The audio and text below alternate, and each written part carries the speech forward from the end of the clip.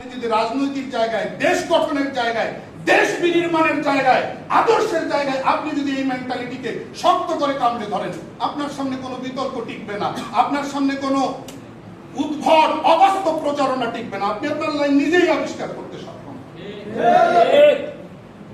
আল্লাহ আমাদেরকে বুঝার তৌফিক দান। আমিন। আমি আজকের বক্তব্যে স্পষ্ট বলতে চাই যে অসুস্থ রাজনৈতিক প্রতিযোগিতা, ট্রলবাজির রাজনৈতিক চর্চা, এই পদ্ধতি এবং প্রক্রিয়ায় সাময়িক ফায়দা পাওয়া যায়, কিন্তু চিরদিন টিকে থাকা যাবে না। মুখোশ একদিন উন্মোচিত হবেই। একটা সাংগঠনিক কাউন্সিলে কোরআনে কারীম থেকে এতগুলো আয়াত তেলাওয়াত করবার দরকার নেই। আপনারা অনেক শ্রোতা, বড় বড় আলিম, আপনাদের জন্য তর্জমা না করলেও চলে। কোরআনে কারীমকে আমরা জীবন্ত কিতাব মনে করি। জীবন্ত কিতাব মানে আমি পাতায় পাতায়, পৃষ্ঠায় পৃষ্ঠায় নজর দিলে আমার এখনো মনে হয় এখন নাজিল, টাটকা তাজা নাজিল। গভীর অনুসন্ধানী দৃষ্টি দিলে মনে হয় এটা ১৫০০ বছর আগের কোরআন না, মনে হয় তাজা নাজিল হইল। এই অর্থে আমরা কোরআনকে জীবন্ত কিতাব বলি। আমার তেলাওয়াতকৃত প্রত্যেকটা আয়াতের মধ্যে আমাদের বর্তমান সিচুয়েশনে আমাদের করণীয় নির্দেশনা রয়ে গেছে। প্রথমে হতাশা,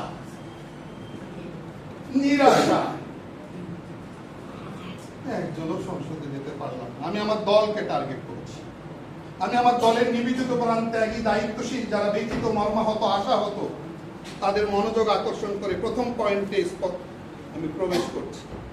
হতাশা, নিরাশা, প্রশ্ন, বিপর্যয়, ট্র্যাজেডি।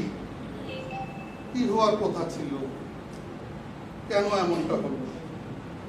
তাদের জন্য আমার আয়াতগুলো। ওয়ালা তাইয়াসু মির রাউহিল্লাহ ইন্নাহু লা ইয়াসু মির রাউহিল্লাহ ইল্লাল কওমুল কাফিরুন।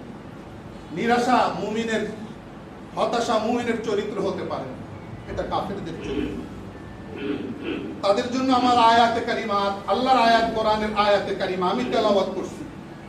পবিত্র কোরআনের আয়াতে কারিমা, আল্লাহর বাণী, যে যা হারিয়েছো তা পেয়ে ব্যথিত হইও না, যা পেয়েছো তা পেয়ে উল্লসিত হইও।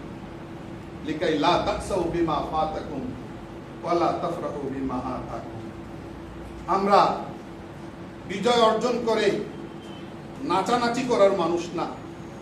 আমরা আমাদের লক্ষ্যমাত্রা ঠিক করে, জার্নি শুরু করে, সফর শুরু করে পৌঁছতে না পেরে আমরা হতাশার অন্ধকারে নিমজ্জিত হতে রাজি না। আয়াত আমাদেরকে তাই বলে, লা তাকসাউ বিমা ফাতাকুম লিকাই লা তাকসাউ বিমা ফাতাকুম ওয়ালা তাফরাহু বিমা আতাকুম। এগুলো, এই নির্দেশনা, কোরআনী নির্দেশনাগুলোকে সামনে রেখে আমি বলতে চাই, নির্বাচনী সিদ্ধান্তের সময় থেকে, নির্বাচনের পরিবেশ হয়নি ৫ আগস্ট পরবর্তী বা ৩৬ জুলাই পরবর্তী বাংলাদেশে, বাংলাদেশ কোন পথে যাবে চিন্তা ভাবনা চলছে, তখন থেকে আজও পর্যন্ত জমিয়তকে নিয়ে, জমিয়তের সিদ্ধান্তকে নিয়ে যে ট্রল, যে ক্রিটিসিজম, যে উপহাস, যে বিদ্রুপ, এটা যদি আপনি মনে করেন আপনার আমার জন্য বিশাল বড় গল্প, অনেক বড় ইমতিহান, তাহলে মদনী রহমতুল্লাহ আলী, শাইখুল আরব ওয়াল আজম, আওলাদে রাসূল শাইখুল ইসলাম হযরত হুসাইন আহমদ মাদানী নওয়ারাল্লাহু মারকাদাহু ওয়া জাআলাল জান্নাতা মাসওয়াহু, আমরা যার পদাঙ্ক অনুসরণ করি, ওনার যিনি গুরু শাইখুল হিন্দ মাহমুদ হাসান দেওবন্দি রহমতুল্লাহি আলাইহি, তাদের উপর দিয়ে ট্রল কেমন হয়েছে, তাদের বিরুদ্ধে ক্রিটিসিজম কেমন হয়েছে, শাইখুল ইসলাম হুসাইন আহমদ মাদানী রহমতুল্লাহি আলাইহি মাথা থেকে পাগড়ি খুলে নেওয়া হয়েছে, স্টেশনে গোবর দিয়ে ঢিল মারা হয়েছে, তার রাজনৈতিক অবস্থানকে কেন্দ্র করে। ট্রল কি তাদের বিরুদ্ধে হয়নি? তারা কি নিশানা হন নাই? অখণ্ড ভারতের দর্শনে তারা পরিচালিত হওয়ার কারণে, আমার আগে বক্তা বলেছেন, তাদের কি টার্গেটের বস্তু বানানো হয়নি?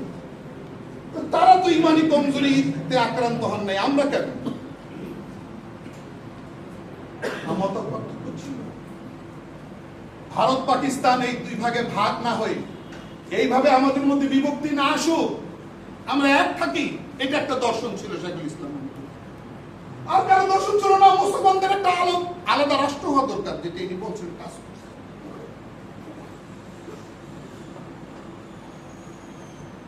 হয়ে গেছে, হয়ে যাওয়ার পরে শেখুল ইসলাম মাদানী রহমতুল্লাহ আলাইহিকে প্রশ্ন করা হয়েছে না, আমরা তো আপনার নেতৃত্বে কাজ করছি, এখন তো আমরা আলাদা হয়ে গেলাম, পাকিস্তানে এসে গেলাম, তখন আমাদের কি হালত হবে? ইতিহাস পড়ুন। তাজা খাহি দাশ তঙ্গর দাগ হায় সিনারা গাহে গাহে বাজ খানি ইসায়ে পারি না।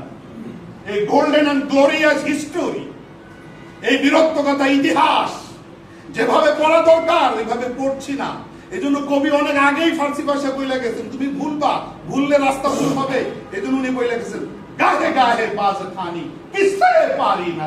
বারবার পড়ো, একবার কইরা বালিশের নিচে রাখা দিও না, একবার কইরা বুক সেলফে রাখা দিও না, বারবার পড়ো ওলামা হিন্দ কা শানদার মাজি, বারবার পড়ো আসিরানে মার্কা, বারবার পড়ো তুমি তাহরিকে দারুল দেওবন্দ, তোমার সামনে রাস্তা ক্লিয়ার হবে।